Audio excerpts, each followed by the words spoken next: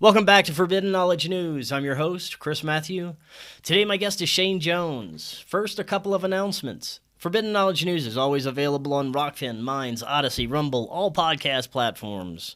Check out Rokfin. That's where you get our premium content. You also get all the premium and free content from every creator on Rokfin.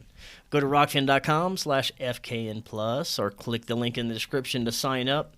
Our website is forbiddenknowledge.news, also the home of the Forbidden Knowledge Network. We feature some amazing podcasts there from our community. Go check that out. Finally, something I am very excited about. We are happy to introduce you to Ascent Nutrition, which is founded by my good friend Lance Shuttler.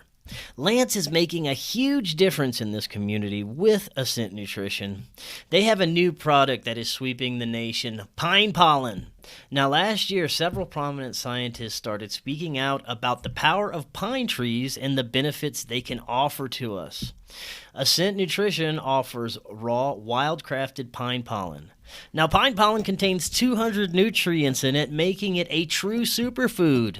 It's nature's highest source of phytohormones, which support hormone and libido health for men and women. Pine pollen also supports brain health, detoxification, as well as many facets of cardiovascular health. Ascent Nutrition is your premier source for pine pollen, as well as many other unique products. Their pine pollen is selling out fast. It's literally flying off the shelf. Ascent Nutrition is on a mission to offer deeply transformative and helpful nutrients to as many people as possible, and to help bring about a great collective shift in human consciousness and health. A portion of the profits are donated to holistic healing programs and selected rape crisis centers that help people who have been trafficked, raped, and sexually abused. To order your pine pollen supply and review the menu of health supplements that Ascent Nutrition has to offer, use that link in the description or visit goascentnutrition.com and use coupon code FKN to get 10% off your entire purchase. Today I want to welcome Shayn Jones. He is host and founder of Inquiries of Reality podcast. He is creating an open-minded podcast for open-minded people to have conversation about alternative topics with no filter or judgment. Shayn, welcome. How you doing? Not too bad. How about yourself, man? Man, I'm doing great. This is going to be awesome. I love what has happened to digital entertainment, mainly podcasting. When I first started, not so much to choose from. You know, in our conspiracy realm, we had like Leak Project, Veritas, Higher Side Chats, a few shows like that. But now there is so many wonderful shows like yours to choose from, good shows too. It's very encouraging. Entertainment is changing in that people, they want to hear true, honest people. They want the ability to decipher the information without being told how to feel about it from, mainstream media. I really love this show. I love what you're doing. Let's start out with telling us more about yourself and what led you to start the show. Well, as far as my show goes, I'll say the premise of my show first and then kind of build on past that. The premise of my show is that I'm trying to create an open-minded area for open-minded people to have conversations about alternative topics with no judgment and no filter. So it's a little mix of everything as far as anything that's not getting covered by the mainstream media. So, you'll find cryptids, supernatural stuff, spiritual stuff, just a wide variety of stuff. So coming from that, as far as for me, I just had a lot of questions growing up. So I essentially started my show based off of that. That's where you get the name Inquiries of Our Reality, which is because I had a lot of inquiries about our reality. And having this gives me the opportunity to finally ask a lot of people the questions that I normally wouldn't get to ask because, you hit up a scientist or an author and you don't normally have an excuse just to sit there and have a conversation with them. But having a means of a podcast means I can have conversations with these great people. I can have conversations with other podcasters, have a fun time while doing it, and everybody can listen and hopefully get a little bit red pilled or, just a little bit of an alternative idea into their head. And definitely helps, I feel, to make it so that you can decipher through the bullshit as far as information goes, because nowadays it's not that there's a problem with not having information. The problem is that there's so much information that it's flooded that you have to learn how to sift through it and figure out what stuff is the lies and what stuff's the truth. And that's what our community's for, man. And we all have our different setups for our shows to go about the same kind of method. But as far as like how I got started, I guess I'll go into my life story a little bit later, but I'll just start off with just the podcast aspect. I was a listener for a long time, and like I was saying, I had a lot of questions that I wanted answered. So I ended up hitting up Mark from My Family Thinks I'm Crazy and said, "Hey man, I really want to get into podcasting. Would you be interested in having me on as like a co-host for an episode just so I can get a feel for it?" And he responds back with, "I'll do you one better. I'm going to have you on as a guest in a couple weeks." Now, how long ago was this? I know Mark recently started his show. Well, when was it? A couple of years ago?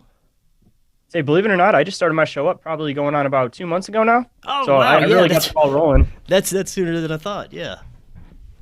See, I got like, as of today, I had like 650 listens. So, I mean, that's pretty substantial. That's amazing, man. Yeah. Started in 2 months.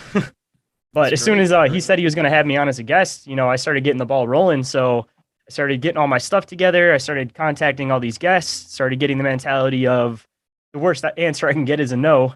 So I might as well just go for it.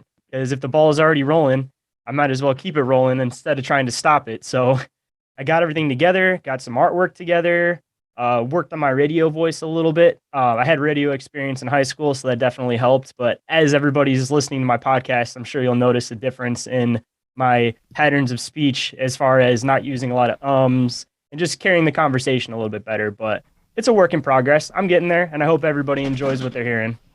For sure, man. Yeah, that's very, very similar to my journey. And man, just a couple of months, that's amazing. And to reach out to guests and just do it like you're doing, that's the way to do it, man. You can't go into it with any doubts or thinking, oh, they won't come on my show. Believe it or not, some of the biggest names out there, they're just the nicest people, and they're happy to do it. And I found that throughout my journey, and I'm grateful, for people like that, of course. And you were talking about, just how early on you just wanted somebody to talk to. And that was the same for me, man. I just, whenever I first started, we talked about this whenever I came on your show. I wanted to get some of this stuff off my chest. This is crazy shit. When you first start learning about it, you want to talk to some people. But you learn pretty quickly that you can't just talk to anybody. You can't just talk to anybody in the street, your friends, your family, or you'll definitely be seen as the black sheep or thought of as crazy, right? As soon as you bring up the psychedelic realm, everybody thinks you're schizophrenic or something too. Yes, man.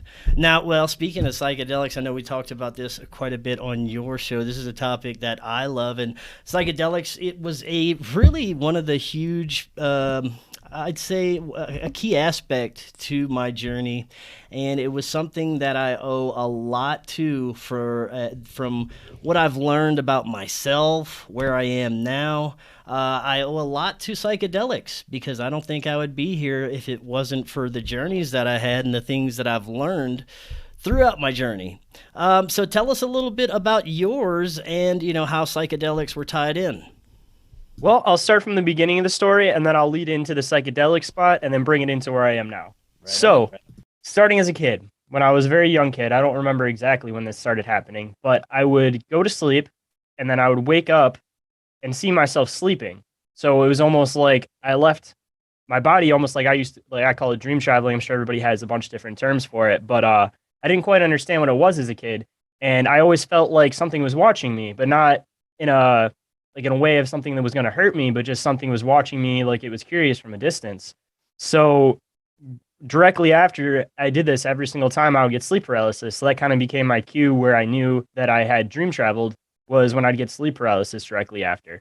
So going a little bit farther into the journey here, when I was a teenager, everybody has their dark times as a teenager, a lot of mixed up emotions, a lot of crazy stuff going on. So I'd continue doing these dreams, but when I was in there, instead of it being like a presence that felt like it was watching me, like it was curious, it started becoming more of like a dark, ominous kind of a feeling during these times. And when I would get the sleep paralysis directly after, I would see like dark shadow figures moving across the walls and stuff, which in my room at that time, I'd always had the window closed. I didn't have any lights going into my room. Like there's no reason for there to be moving shadows, especially right after that. That just made it extra fishy, especially because I felt like something was watching me the whole time. So before, or I guess, let's see, where do I add this part in here? So I went to this one place, and this will coordinate into the story later on. I never went anywhere crazy. It was mainly just I would see myself sleeping. I'd be in my room. I'd just be in places I was familiar with. But this one particular time, when I did it, I went to this place, and it was, best way to describe it, like the black darkness of space. And then there was like a purple, like nebula or galaxy, and I was inside of that, but I wasn't really standing on anything, but I wasn't really floating either. I was just kind of existing within it. And at the time, I figured it was a dream, except the weird part was when I woke back up, I got sleep paralysis directly after. So that's when it started making me question if this is actually a place that I went to or if it was a dream. So this went on for a little bit as far as just the having like the weird dreams and stuff. So all of a sudden one day it just kind of stopped. And at that point, I stopped remembering my dreams. But I would still get the sleep paralysis every once in a while. So it still kind of made me question whether or not I was still doing it, and I just didn't remember it. But when I did have dreams, it wasn't me ever necessarily dream traveling, but they'd be just extremely vivid dreams that I'd remember every detail of it. And this would only happen maybe every couple months. So later on, I end up getting with my girlfriend that I'm with now, and I never really told her about all this kind of stuff that I went through growing up. So there was one particular night I was sitting watching TV. She was sleeping next to me, and I heard a boom from the stairs. So she flies up, and I look at her, and she goes, "Whoa, I fell down the stairs in my dream." And I go, "Oh, that's weird, because I heard a boom by the stairs." And then she gave me this funny look. So after that point, I had to kind of explain to her what was going on, because I'd also heard stories about people that dream travel also bringing other people into dream traveling that are around them, like connecting on the same frequency kind of a thing. So I explained all these dreams to her. I started kind of getting her a little bit red-pilled, so to speak. Started introducing you to all these different other topics and stuff. But I'd still get sleep paralysis every once in a while, and it still happens. But again, I still don't really remember the dreams. So connecting back to the story a little bit earlier about that weird place that I saw, my girlfriend that I'm with currently and I, we have our first kid, and then later on, 6 years later, we were trying to have our second kid. And it sounds sad, but it ends up happy. So I'll just say that now. He ended up being a stillborn. I'm assuming it was a he. I'll explain that later on too. But he was 8 weeks old. He didn't have a heartbeat. So she ended up having to, get it removed. He had to get a DNC. So I go through a hard patch. Her and I both do. I have this weird dream again where I go to that same place, but there was a little boy that was probably about 6 or 7, and he looked like me, and he pretty much told me that wasn't the right vessel for me. I'll see you on the next one. So I wake up from this dream. I get sleep paralysis, like I said, every other time. And then probably like a month or so later, I figure out that I'm having a son. So it kind of lines up to the story now where he's about 4 months old now, and I'm waiting until he's about 6 or 7 to see if it was the same face, because then I'll start connecting into other areas and seeing if there's different connections to things.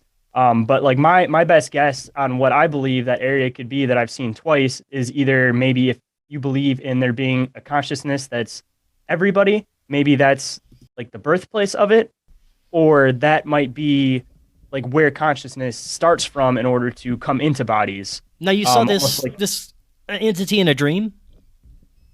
It was like one of those kind of like dream travel dreams. I didn't see like an entity. It was just my future kid, how I would describe it, like 6 or 7 years old. But it was within the dream state. Like I said, I didn't see myself sleeping. I just was in this place, and I saw this kid, and I saw this exact place earlier in life. So that's why I started making the connections, and then I got the sleep paralysis directly after, which started again making me question whether or not I dream traveled, it was just a dream, or what it might be. And I'm still, like I said, trying to figure it out. But I'll have way more questions once my kid's about 6 or 7, and I know for a fact if the face is the same or not, because it was one of those very vivid dreams that I remember every aspect of it. And then just a little weird bonus dream that I wanted to throw in here that I've never been able to quite explain. The best way to describe it is dimension hopping, where I would go to sleep and I'd wake up, but I'd be somewhere else and I'd still be myself, but everything would be a little bit different. And I was trying to find my girlfriend, and every single time I found her, she wasn't quite her. It was just like a different variation of her. So then I would try to go to sleep and then wake back up, and then I'd be in the next place. And this went on for what felt like forever. And then when I finally woke up, as far as I know, in normal reality, I almost didn't want to believe it was reality. And I'm not a very emotional guy, but like my eyes were tearing up because I felt like I finally found her after this long journey of like weird dream of dimension hopping. But it was probably the most vivid dream I've ever had in my life. I didn't get sleep paralysis after, which doesn't make me necessarily think it was dream traveling, but I still think that there was some kind of a weird connection to this dream, and that's why it was so vivid and so real. But Now, when you say dream traveling, do you consider it the same thing as astral traveling? And do you have any control over when and how you can do it?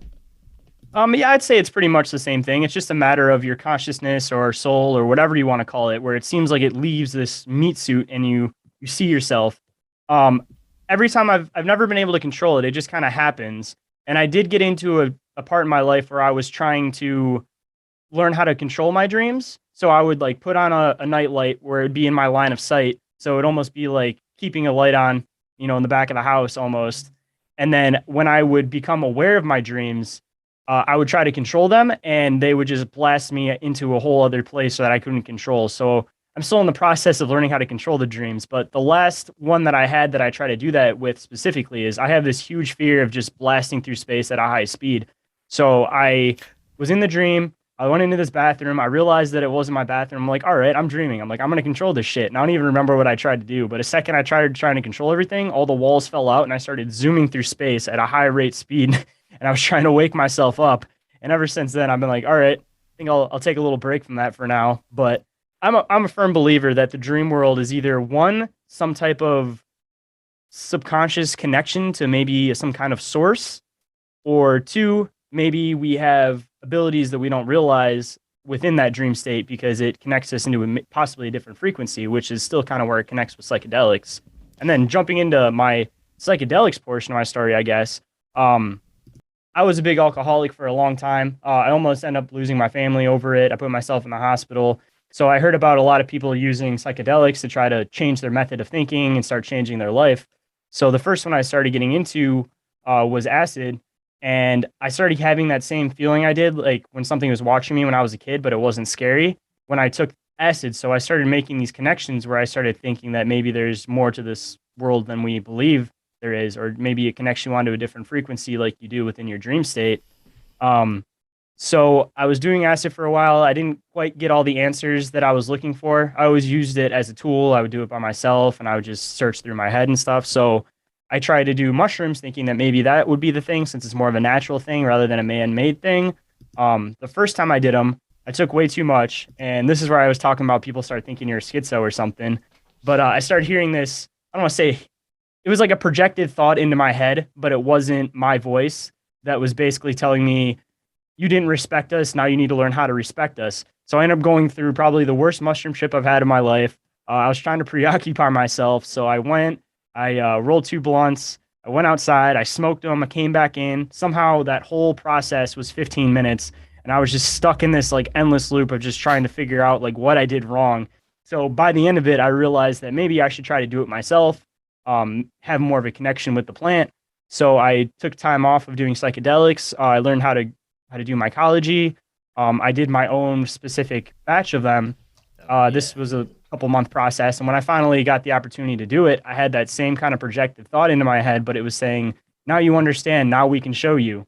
So then I got that same feeling like I was saying from when I was a kid, but it was a little bit more prevalent this time, almost like it was closer, like I was starting to get closer to what the answer was and what I was trying to figure out. So the next step that I started attempting to do, which I'm still kind of hearsay at and still trying to figure out, was the DMT aspect, because I've been told that it's like you're kind of knocking at the door with the other two, and once you do DMT, you kick in the door and you're ready to see everybody. So my first couple of experiences, I haven't done enough to fully blast off or anything like that, but I just kind of do just a small amount, just enough to kind of start seeing within that visual world, but not enough that you're just gone. You can still kind of see normal everything around you. So this one particular time, I do a little bit, just enough where if I hit any more, I probably wouldn't have been able to stand up. And I noticed my cat's staring at my pillow. So I look over in that direction, and on my pillowcase, I start seeing a geometric pattern appear. And within that geometric pattern, the best way to describe it is not in a scary way or in a hurtful way, but almost like the drawings of like the Japanese demons where they're very colorful. They have like horns and they almost look happy. It looked like that, but with sacred geometry kind of implanted within it. And it kind of did this wispy, like, come here, like, kind of hand motion. And as it did it the second time, it kind of vanished into my pillow. And that's when, like, the DMT started wearing off. And that's kind of where I'm at with the story. I'm still trying to get to the next step and see what it is. But I recently talked to a psychic. I don't know if you know her name's Whitney Fox. And she believes that from all the stories that I've told her about my psychedelics, that I may have some type of shamanic past, because I do come from Native American heritage, where my grandma was 100% Cherokee. So I'm still trying to figure that out, to see if there's a message for me on the other side, or if there's something that's trying to contact me. And call me crazy, but that's what this kind of podcast is for, is trying to find these weird ass answers. You're not. Well, I mean, I did the same thing. I started through meditation. I actually achieved my goal through meditation, but through that, whenever I did contact what I now understand as my spirit guides, I was instructed that I should try psychedelics as well to further continue my journey and mainly take care of childhood traumas that were there. That's very interesting that a lot of people say whenever they do get in touch with their spirit guides, that's one of the first things that they're told. So I always find that interesting. I want to go back to a second to you said you were cultivating the mushrooms, and I find this so fun and interesting because I was doing the same thing myself for a while. I was growing the Cubanessus, and just the whole process was so fascinating and interesting to me. But the best part was whenever they actually you'd get to the point where you could actually see the little pinheads start to sprout. I would start talking to them, and throughout the growth process, and fanning them with oxygen and spraying them down, I would talk to them, make sure they were happy. Just give them love and give them a happy environment. And I found that when I gave them more through certain batches, they would be more potent, and I would enjoy the experience a lot more. And I think you told me that you kind of did the same thing for yours as well. Yeah, actually, when I used to do mine, I had a strict rule where if I had a bad day or I was pissed off, I wouldn't step foot anywhere near them. I used to play them music. I would talk to them. I'd share, ideas with them, dreams with them. Because I have a firm belief that we have a connection to a plant that we don't fully understand, and that all plants are conscious to some extent that we just may not understand because we're used to the way that our consciousness works. But they work in a totally different way, and plants are connected through mycelium. So if there's any plant that's able to speak to all plants, it's definitely mushrooms. And coming from personal experience, I had a friend that used to also do mycology, and I was very specific about, I didn't sell them to anybody. If I had friends that wanted to use them as a tool, I would kind of they'd come over and I kind of help them guide through it because I just had a different mentality of it. And everybody would always comment that my one good friend who used to have them, he used to be like a UFC guy, or not UFC, but he used to do like mixed martial arts, stuff like that. He was a generally kind of angry person, that they would notice that his mushrooms would be, we wouldn't get good trips from them. They'd be like very emotional, not stable feeling trips, where then you comes to like my stuff, and I had a bunch of people that had both of ours and would say that my stuff would be a very loving trip, a very welcoming trip. They'd feel like warmth and they'd just feel content with it. And that made me a firm believer as far as like the plants go, that you respect them and they respect you. And then my own personal experience with the plants telling me to respect them just kind of opened up a whole other world as far as like all these different plants and our connection that we have with them, as far as I'm concerned. Yeah, I truly believe you're 100% correct on that, and that these plant medicines, they were actually put here for consciousness evolution purposes. For whatever level that we were at whenever we discovered these plant medicines, they helped us get to the next level and continue, I believe, to help our evolution. And I think that is why they were made illegal in the first place, because they wanted to stunt human evolution. Terence McKenna came up with the stoned ape theory, that these ancient hominids started, eating mushrooms or whatever, and that's how not necessarily they evolved physically, but, some of them evolved mentally and started using tools and discovered mathematics and agriculture and all these things. And it's quite a big possibility that is one of the reasons for human consciousness evolution. What do you think about that?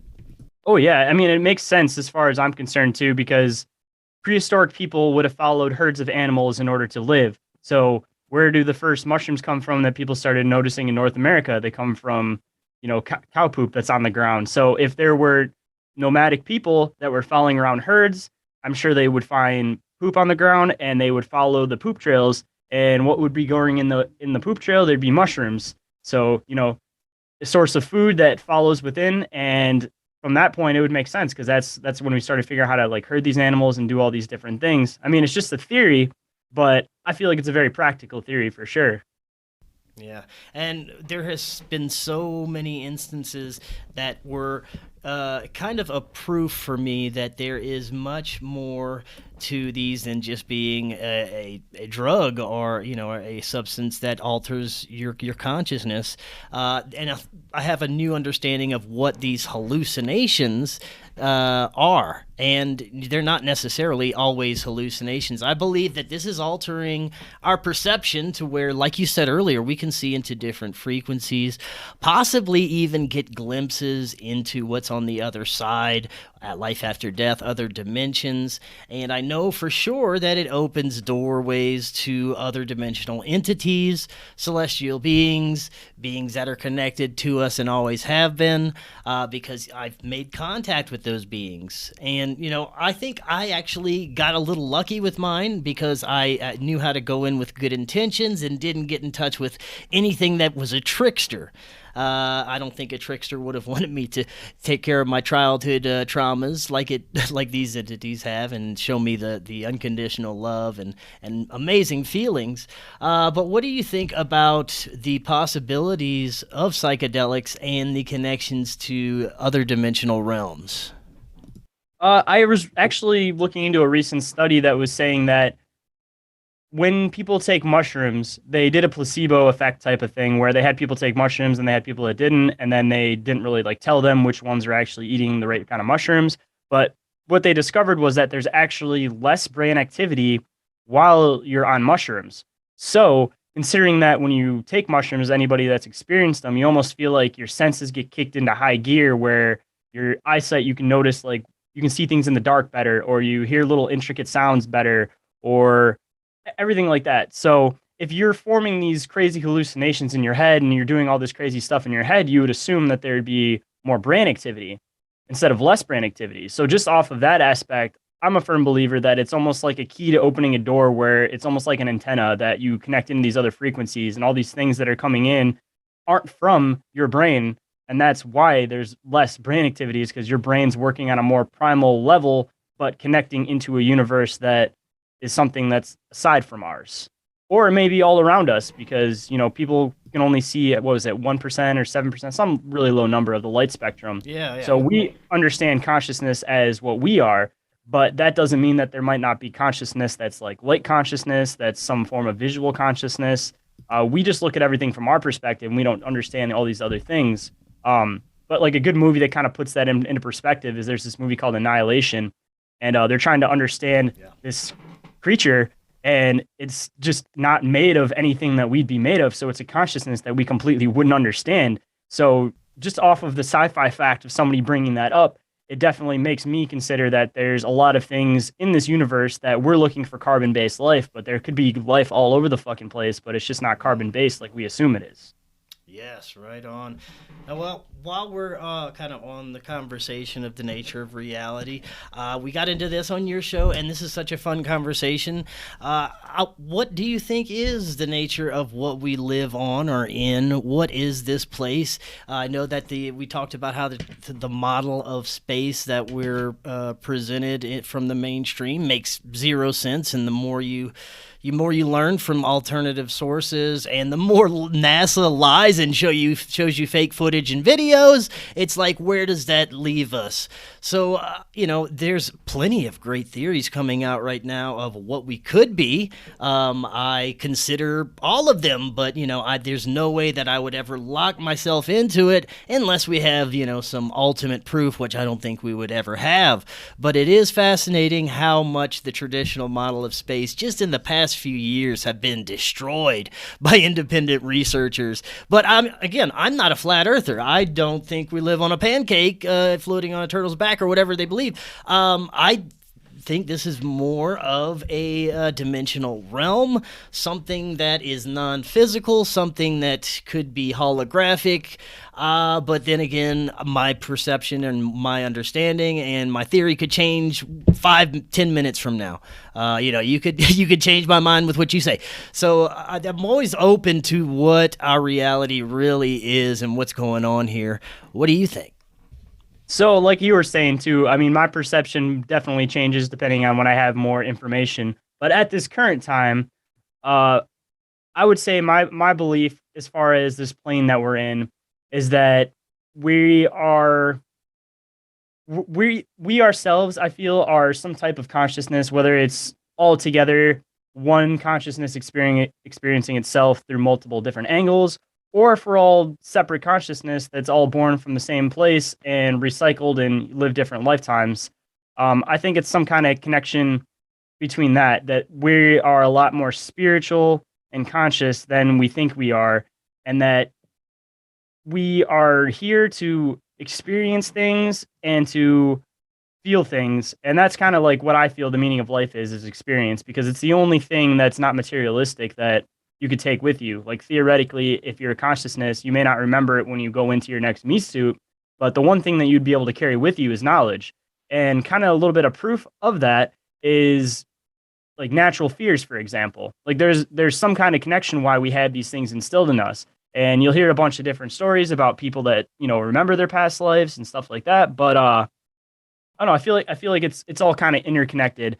I believe that there's multiple dimensions. As far as there might be dimensions with infinite possibilities, like there might be one where just in the next one over, your hair is a different color, and then the next one over from that could be a bunch of different like light entities. But also going into the dimensional thing, I feel like there's maybe like a sidestep where there might be the slight variations, but there's almost like a transcending step where you get into these different types of existence and beings, where like DMT beings might be like the next step up from us, and then there might be something above them from that.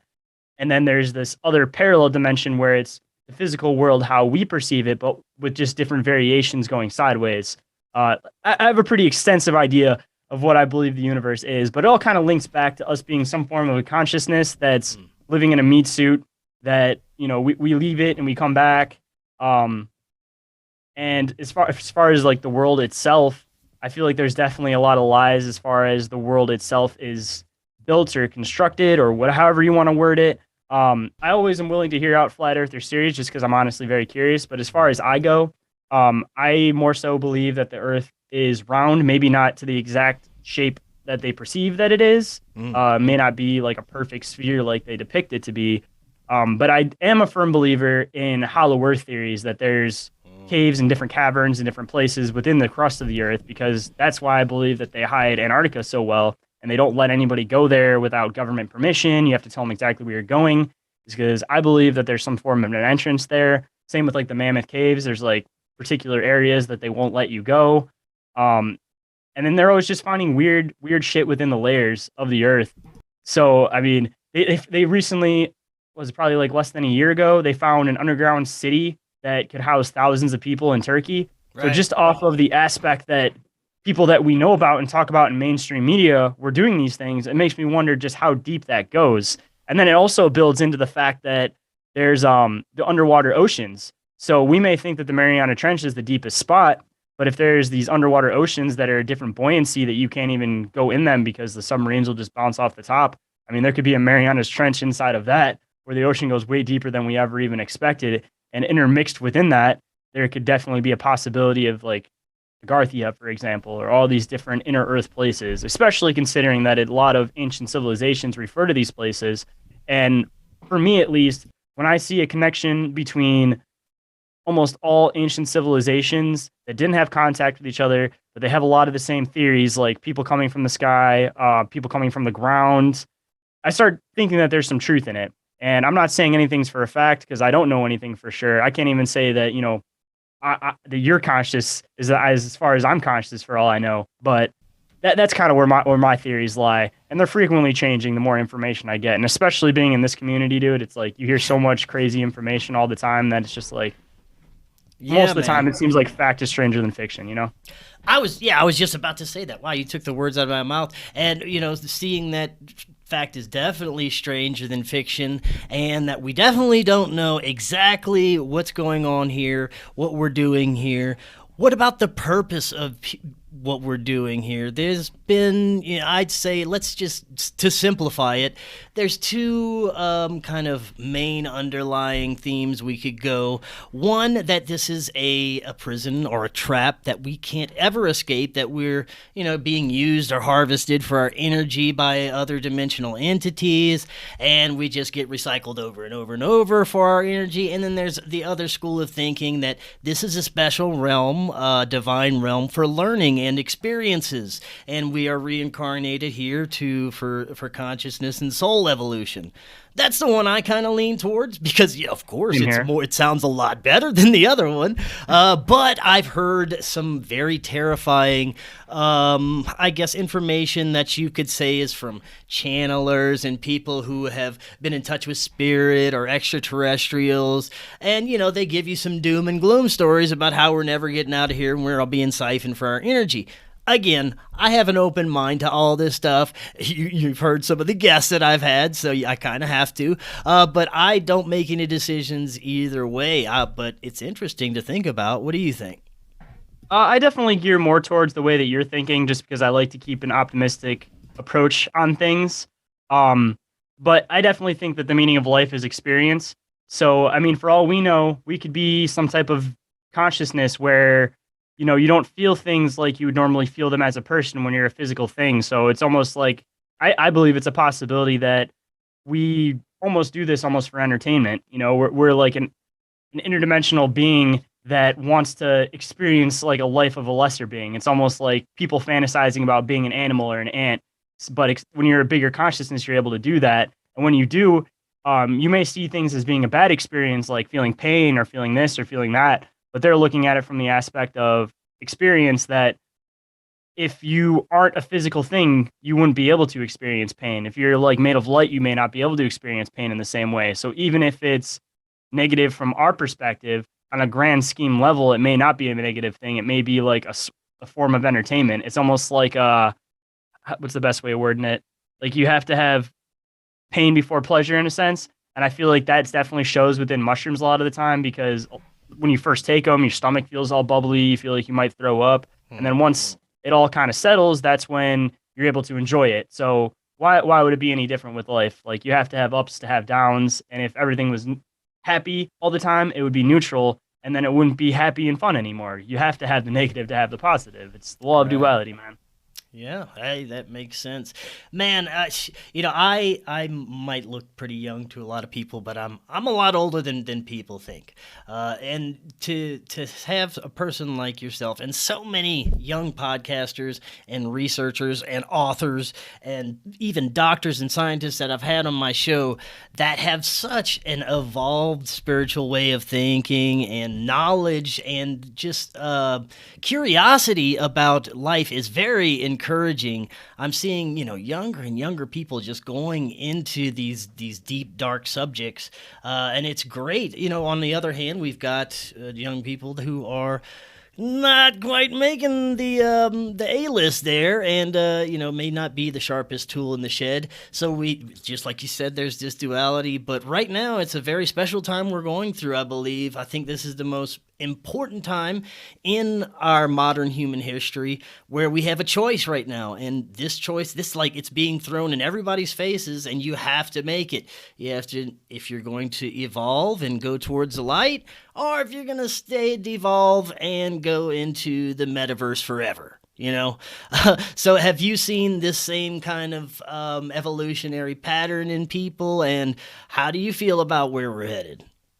I kind of see the same thing. I feel like we are on the verge of a spiritual renaissance, so to speak, and everybody kind of expects it to be like an instant thing, but I think it's going to be a thing that expands over a couple of generations, because in the grand scheme of time, a couple generations of people is nothing, but we're looking at it from our perspective like that's a long period of time. But I'm raising my kids to be open-minded thinkers. So then they'll raise their kids possibly to be open-minded thinkers. And then as it stems down the line, you'll start getting a bigger stretch of people that start thinking in these ways. And as far as like the propaganda getting pushed harder and harder, like this whole, I don't know if you can say it on your show, but the P word, whatever. I don't know. I don't want you to get anything pulled down. It's definitely a time of waking up. And I feel like a lot of the people that haven't woken up from it and realized just, even if you aren't just completely on our side about stuff, but just you haven't questioned anything during COVID, I feel like there's no helping you, which I guess I'm not really speaking to those people, because if you questioned anything during any of that, I guarantee you're listening to these kind of podcasts. And if you didn't, you're not listening to these kind of podcasts. But Yeah.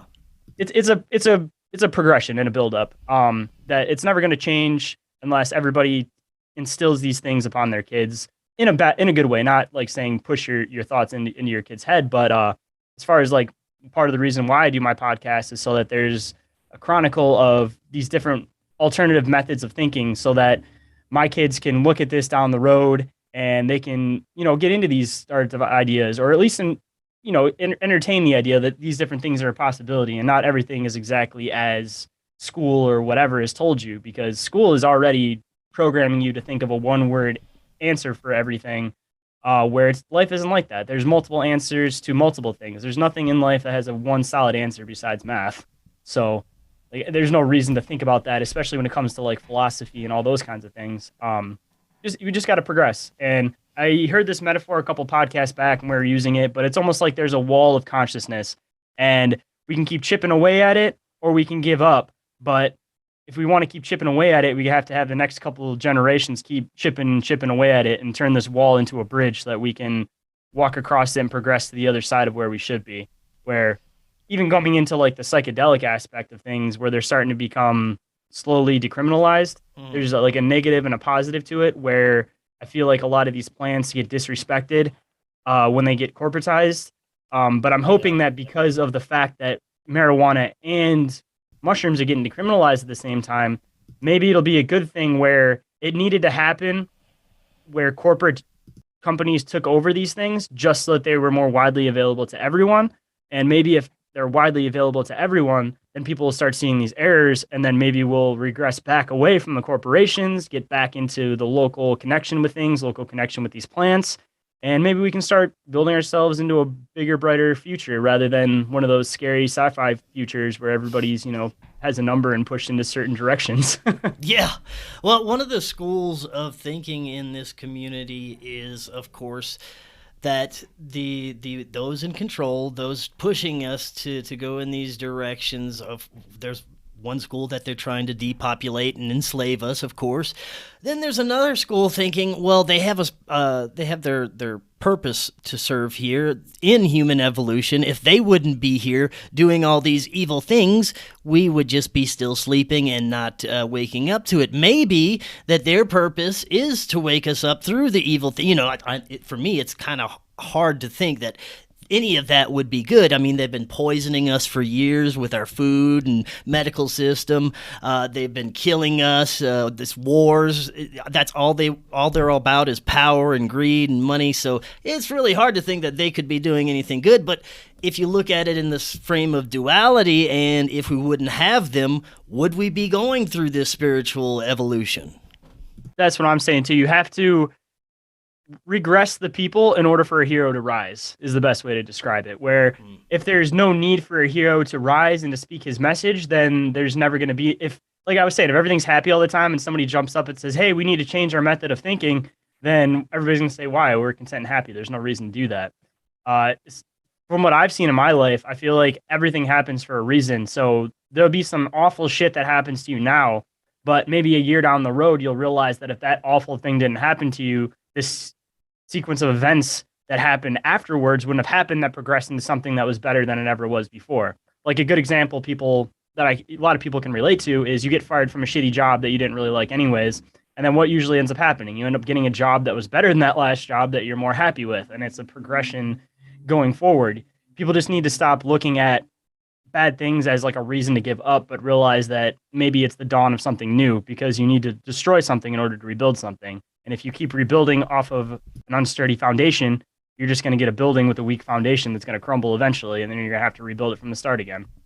Yeah, well, I think that's we're seeing a crumbling, a falling of an empire, and I just hope that from those ashes, the phoenix will rise, and it's not just going to be a totalitarian, one of Borg's slave society where we're going to be subject to social credit systems and more dystopian measures that'll keep us enslaved more. I hope that it's going to be more of a utopian reality that we can come out a little bit better. But it is definitely crumbling. I don't see that it could be sustainable anymore, especially going at the pace it's going with as many people realizing that the system doesn't work for them and it's always been against them. And the more people that realize this, the less sustainable the system's going to be. So where do we go from there? I mean, it is crumbling before our eyes, and I don't think that, as a society, we're collectively ready to replace it with anything from us.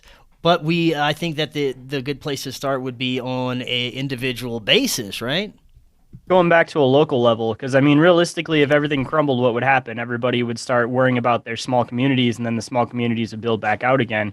So again, it wouldn't be a bad thing. You have to destroy in order to rebuild. In order to rebuild, you have to start with the small, basic footstep pieces in order to get to the bigger picture. So what that comes down to is government falls, our way of society falls, and we'll go back to local, because then we'll have to rely on our neighbors to, hey, you know how to farm stuff. I know how to take care of animals. You know how to do this. And then you get back to this sense of community and trading back and forth and connecting back with nature, because we've gotten to a point where we're so far from nature that nobody knows how to function for themselves. Like, my dad taught me how to survive in the woods when I was a kid, and that's something I want to do for my kids, just in case. It's just a good thing to know. And a lot of people, it's like you put them in the woods and they've been so scared of the woods because of media and all this kind of stuff that it's a purpose disconnect where it's going to weed out the weak and the strong very quickly when it comes down to everybody having to survive for themselves. And it doesn't have to be like I don't want to say like a doomsday type thing where everybody's out here with guns killing each other and everything like that, but it could definitely be a utopia type of setup where everybody goes back to caring about each other and trading and, not letting an extra person put their hand into your pocket to pull things out, like, our government with, we give you the right to work. So that means that you have to give us a third of your check in order to be in this country. Like, nobody ever agreed to that. Nobody wants to deal with that shit. You put your hard work in so that they can steal a third of it. And then what are they doing with that money? Most of the time, they're not doing anything to necessarily help you directly. Your local government, if anything, is doing things to help you directly. So we just need to make that connection again, back to caring about your neighbor, caring about the land, and just caring about where we are. Because if we progressing into this tech future, tech can definitely be a positive thing, because we wouldn't be sitting here podcasting if it wasn't for tech. But things like Neuralink kind of scare me because, yeah, from my personal opinion, either there's two possibilities with that. Either one, when you die, and the consciousness that's stored isn't actually you, but it's a copy of you, where it just makes everybody around you happy, but it's not really you. Or the other option is that this thing actually does capture your consciousness, and then at that point, you're trapped within another reality, within a reality, and you may never actually get to experience and see what the broader reality is, which is another reason why I won't get Neuralink, because I feel like there's a connection to that where it may be intentional to make it so that we never really do understand where we came from or what we are, because at that point, they could alter it and change it because you'd be within a computer program. And then going off of that, like, who's to say this hasn't already happened in the past and we're not already into something? And then that goes into like Matrix realities as being like a possibility. So yeah, for sure. Man, I want to go back to something you said about how in the media and movies, I think we talked about this on your show too, how they portray living in the country as terrifying. You go out there, you're going to get raped by the Texas Chainsaw Massacre, or, somebody's going to kill you right when you walk into the woods. And that's true. Every horror movie since I can remember, the woods are evil, the woods are dangerous. Even the awful horror movies they're making today, man, I tried to watch that new awful Texas Chainsaw Massacre on One part I will point out, though, that was extremely accurate was the part with the bus, that everybody, if something like that happened, we go, I'm recording you, and pull out their phones and just be slaughtered. Like, that would actually happen. Yeah.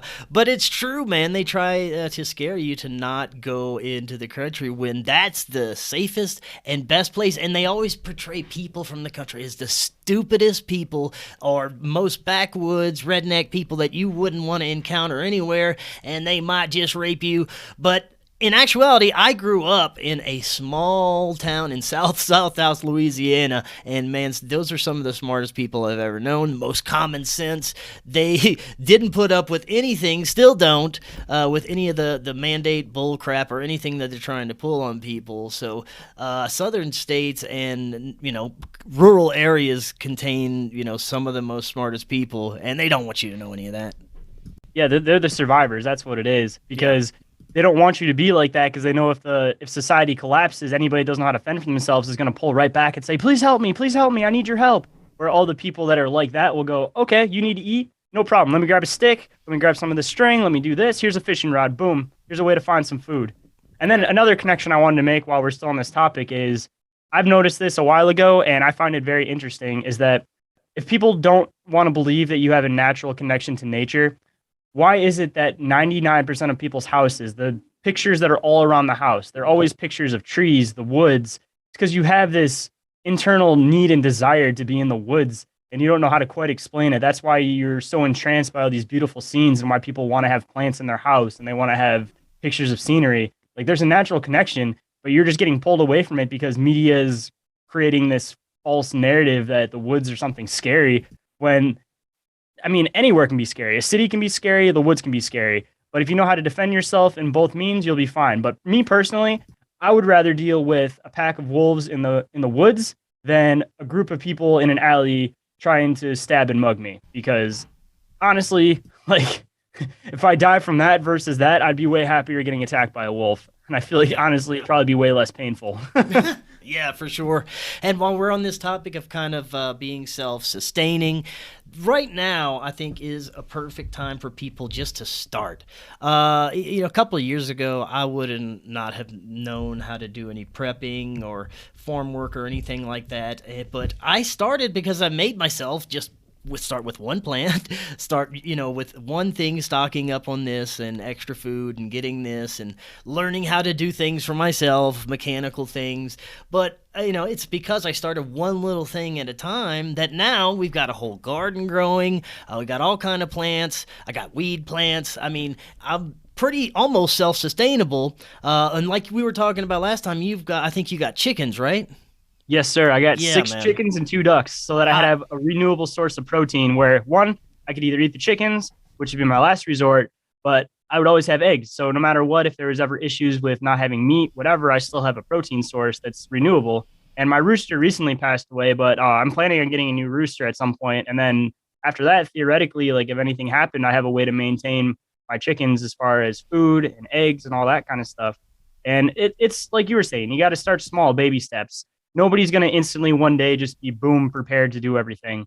You got to look at it from like a smaller piece and then build up to where it's at. So if you're interested in getting into this kind of stuff, I'm not saying go set up a chicken coop, but start small. Like, start a little herb counter, like a little spot on your counter that you start having herbs, and then you'll kind of get an idea of how the plants work. Start a little garden outside.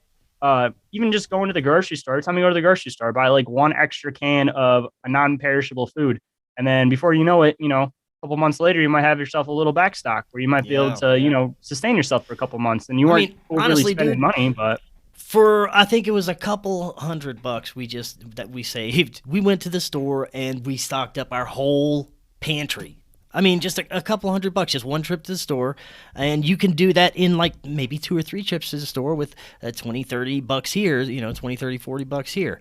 And it's easy. And once you do that, you ain't got to do it anymore, because you just wait for that cataclysm to come, wait for the meteor to hit, whatever, nuclear war, you'll be good. Even looking on another aspect too, just because of everybody losing their jobs in the beginning of the pandemic, like, if you would have had a little bit of a backstock like that, you wouldn't have been as worried about it, because that at least you'd be able to have some food to sustain yourself for a couple months. So even just for a more real world example, not just some, oh no, the world's going to end aspect. Like, it's always good to be prepared for things, Oh yeah, man. Well, while we're kind of on that aspect of being prepared, I've done quite a few shows recently that explore the possibilities of that we could be maybe headed towards another cyclical cataclysm. As far as what's caused the past cyclical cataclysms, there's many theories, and there's, you can go from cosmic to earthquakes and mud flood, all kinds of things that may have possibly reset humanity and altered our history even as far back as a couple of years. And I think that we, first of all, might be overdue for our next cataclysm. And I think that these powers, the highest ones in control, may know this. And I think there's a mass preparation being made for this next reset. I believe that we've been reset many times in our past, and I think it could have happened as soon as a couple of 100 years ago. There's a lot of new evidence coming out, a lot of people looking into this stuff, and it's very compelling, the information that has come out recently. And it makes me wonder if it's only a couple 100 years between every major cataclysm and reset, or if they know how to cause a major cataclysm themselves to just force a reset, that they could know something's ahead. Maybe that's why COVID was initiated, all this other stuff. I know climate change is going to be the next big agenda. I can bet everyone listening right now that in the next 2 or 3 years, we're going to have some major climate change agendas. They're going to have people wanting to be herded into smart cities more than ever, and away from countries, away from rural areas. And I think that's going to be one of the next big agendas that we see. I don't know. What do you think? What do you think about all that? Where do you think we're headed? I agree with what you said. I think that they're definitely trying to herd people into smart cities. Like I said, with the whole reset, that they make it so nobody can fend for themselves. So if they reset everything, they're going to pull back towards some type of authority, because they need that, and there's a lot of people that do need that. But where we're kind of currently sitting now, as far as like how I'm seeing the truth community grow, I feel like there would be more of a number than what we suspect that would hear those types of things, and their first reaction would be to head out for the country rather than gravitate towards these cities. And hopefully that's what I was saying. Maybe we'll have this enlightened renaissance when they try to do this reset and nobody goes along with it, where everybody in the past always needed an authoritarian figure, so they were more than happy to jump onto this. And just some extra proof, as far as our country goes, like Gen Z and millennials, like pretty much refused to try to go to war with Ukraine. So, I mean, that's one of the first times that's happened, that almost like a whole generation's like, nope, sorry, I ain't doing that shit. So that just shows how drastically people have changed since the past. And hopefully because of that, we'll continue that into the future, where we won't get herded. We'll rather run the other way, and like I said, be more interested in trying to start small communities and care about things locally rather than falling into the agenda that they want. But again, you have to destroy everything in order to rebuild something better. So it could all happen for a reason, man. I'm not looking at it as necessarily a bad thing. It's all about a matter of perspective, where I feel like the system needs to crash because it does need to get reset and it does need to get restarted. But we just have to care enough about it that we don't gravitate back into the same old methods and old patterns, and we branch off and create our own new patterns where we go back to being local again. Yeah, right on, man. What's frustrating for me is how hard it is and difficult it is to tell where the majority of people stand. I surround myself with very like-minded people.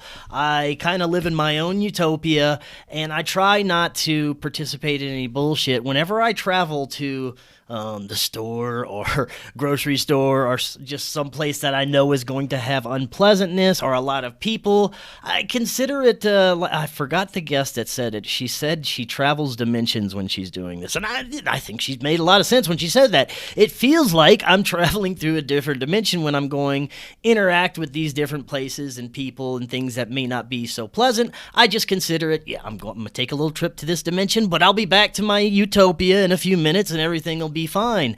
But it's hard to tell where the people outside of this utopia that I surround myself with fit in and feel about what's happening, and are they part of this awakening? Because you can't tell from the media. According to the media, everybody's woke. Everybody's on the COVID train, on with the agendas. So we will never find out from them. And many of the people that I surround myself with are the same as me, and they're surrounding themselves with like-minded people as well. I'm just hoping that us doing things like this, the podcasting and putting out information, is spreading enough information and is being contagious enough with this truth that more people are catching on, and the majority of people will eventually, and we can hit that spiritual renaissance like you were saying.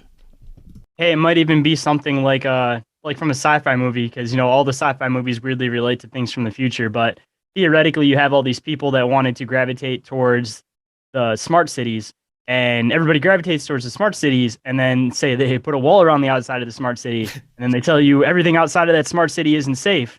And outside of that smart city would be all of the communities of people like us that are living off the land, self-sustaining, and they're like, no, that's the enemy, don't do that. And maybe they'll leave us the fuck alone. So maybe it'll be a good thing. Maybe it'll be a bad thing. Who knows? We'll have to let it play out. But I feel like if they force people into those cities like that, it would almost create another awakening, if COVID didn't already do it for you, where people would go, what's on the outside of the wall? What's going on out there? Why is it blocked off? Why is it so dangerous?